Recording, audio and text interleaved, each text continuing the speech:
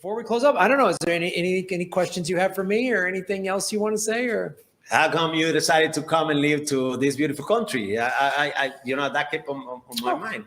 That's a great question. First of all, everybody in the chat, aloha to my friend. We got a friend, somebody watching from Hawaii, my friend, comedian James Mane, Jimbo Main in the chat. Well, several things. I'm a Bitcoiner. Okay. And so I got into Bitcoin about 2019, really started following it in 2020 when the pandemic hit. I'm a stand-up comedian and all my tour dates were canceled. So I had to start working online. And there's a channel, there's a platform. It's like a YouTube, but it's called Rockfin, and they pay the content creators in a cryptocurrency. Okay. And I had to learn about that. And I started learning about Bitcoin, and I watched Max and Stacy's show a lot. And so I started really following it. And so when I heard about this, President Bukele made Bitcoin legal tender, I went, oh man. I go, this is going to be the first domino to fall. I think this is going to start spreading probably around Latin America, but I don't know. And I started paying attention to all of these little like Bitcoin bubbles, kind of how El Zonte started. Before Bukele, it was still it was Bitcoin Beach. Yep. And all of these little Bitcoin bubbles are starting kind of all over the world. And so I started paying attention, and I follow Max and Stacy and a bunch of other Bitcoiners on Twitter. Yeah, I want to say hello to Max and Stacy that maybe they are tuned right now, and I don't know where, but hello, Max. Hello, Stacy. Hello, Max and Stacy. They're traveling. So, and I started to see there's a report came out about a year ago, last March or so, April, saying El Salvador is now the safest country in Latin America. It used to be the murder capital. I was like, what? Because I didn't pay that much attention. I paid a little bit of attention, but I didn't pay attention to when Bukele arrested all the gang members. I started going, wait, what? And I started following all of these people, some of them, these Bitcoiners who were down here saying, we're here, it's amazing. And then I started following Sandy Waves. And she goes, I'm a Bitcoin tour guide. I'm El Salvadorian. I want to show you my, and I was like, what? And I reached out to her and we spoke on the phone. And she started to tell me how she goes, I've lived here my whole life. It's always been dangerous. And now it's not. She goes, you have no idea. And I was like, I'm coming down. I said, I've got to come down and see this for myself. So I came down in June and I met all these Bitcoiners and I stayed in El Tunco and I looked up because I'm a surfer. Very good waves. So very good surfing. And I think it was a surf competition right after I got here. I just missed, there was a surf competition. So I was like, wow, if pro surfers are coming here, they don't go where the waves are bad. Right. Yeah, absolutely. And I met all these Bitcoiners and I interviewed them. I'm trying to raise money for a documentary. I met Michael Peterson and he told me the whole Bitcoin Beach story. And I had dinner with Max and Stacy. I'd had Max and Stacy on my YouTube show like 2 years prior. Okay. And they got me to see the difference between crypto and Bitcoin. Stacy she's very particular on that. And she never talk about a cryptocurrency, talk about Bitcoin. Yes. And I saw how they, they opened up the Bitcoin office and started advising Bukele. And then when El Salvador passed the policy saying that Bitcoin was a commodity and altcoins were securities, I was like, well, that's a huge distinction. That's a big deal. And that's going to set a global precedent. Because every country now is trying to figure out what laws do we pass with regulation, especially America. And America might get it wrong, of course. But so I'm seeing all of the problems happening in America. And then I come down here and I saw hope. And October of 2022, I did a tour in Europe, 6 different countries, some countries I'd never been to before. And it was beautiful. And I went to some countries, we did some shows and some people were, it was okay. But the hope that I've encountered in this country from El Salvadorians in particular, and I would ask all of them, cab drivers on the street, I said, what do you think of Bukele? They said, he's great. He's amazing. He's amazing. He's amazing. He's great. And I asked El Salvadorians in LA, I go, what do you think? They're like, oh man, my family now is safe. And like everyone said what he's doing is amazing. And when I came down here and I was like, I got to see this for myself because I'm a Bitcoiner. So I don't trust, I verify. Right? So I came down here to see it and I saw the proof of work. Okay. Yeah. And people telling me how safe it was. Like I said, we went to Los Compañeros and Soyapango and I was like, La Campanera, yeah. oof. Yeah. Terrible. I felt the energy of what those neighborhoods used to be. Absolutely, yeah. And very dangerous. Very dangerous. And now we're walking on the street. And the police officer said, yeah, you're fine.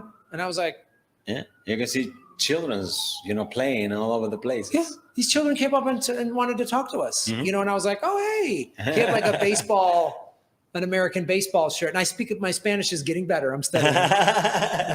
Yo estudiar español. And I said, tu gusto baseball americano? And he's like, yeah, see. And I was like, oh, I mean, my team was the Chicago Cubs. And we started, and my Sandy Waves goes, that you wouldn't have, the kid wouldn't be on the street before. So when I saw it and I saw the hope, and then I saw like Bitcoiners coming down here, and they're different than crypto people. The crypto people, a lot of them, some, not all, but a lot of them seem like they just want to make money and buy Lamborghinis. Yeah. The Bitcoin people, not that they don't want to make money, but they were wanting here to help. Yeah. That's a huge difference. Yeah.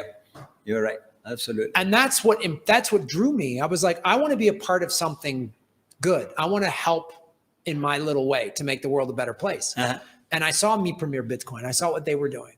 I saw all these projects. I went to Isla Piraya. La Piraya, la isla, yeah. Yes, Bitcoin Island. Yeah. And they were like transforming that island, these two Bitcoiners. Yep. And I see like what's happening in Berlin. And I'm like,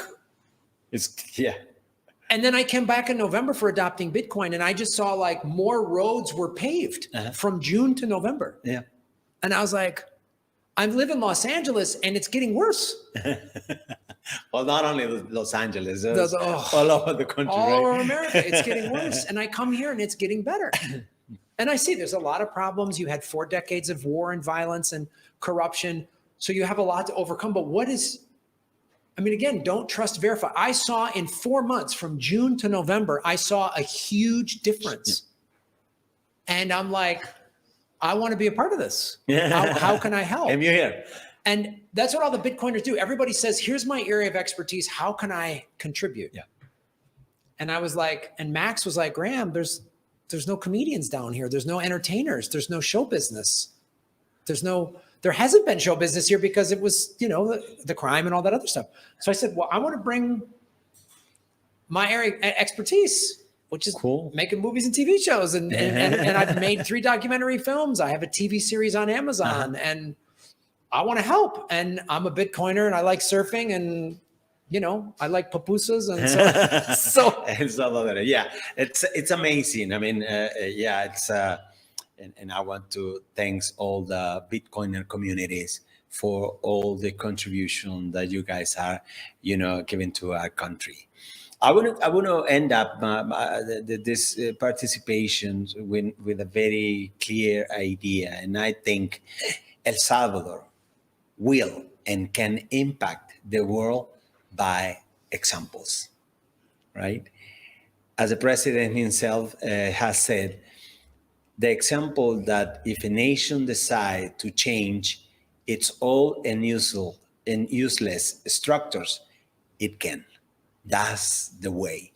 So pay attention on my next words. In a few years, our country, El Salvador, went from being one of the most violent nations in the world and became the one safest country in the Western Hemisphere. And that happened in a couple of years. We have dignified the health system, and we are working to dignify our educational system in only 5 years, and we are going for more. Every single day that I woke up, I've been moved and inspired for the only purpose of create, build, contribute to have a much better country that we found 5 years ago. And I'm convinced the gaps, as you were saying, are enormous. We've been 4 decades, more than that, more than 4 decades, with government corruptions, violence, and everything. We are on the right path. And I believe that El Salvador can impact other nations, as I said before, with example that will and a firm mandate, the mandate of our president, Nayib Bukele. He has a very clear vision. I like to think that you and me, Graham, are thinking on a cup of coffee that we're going to take when the show finishes. Mr. President is thinking on how he wants to develop this country and how he imagines this country can be in 5, 10 years from now. That is the president that we have. He inspired every actions that the governments made. He's been inspired in people and for the people. Every single actions, it has that inspiration.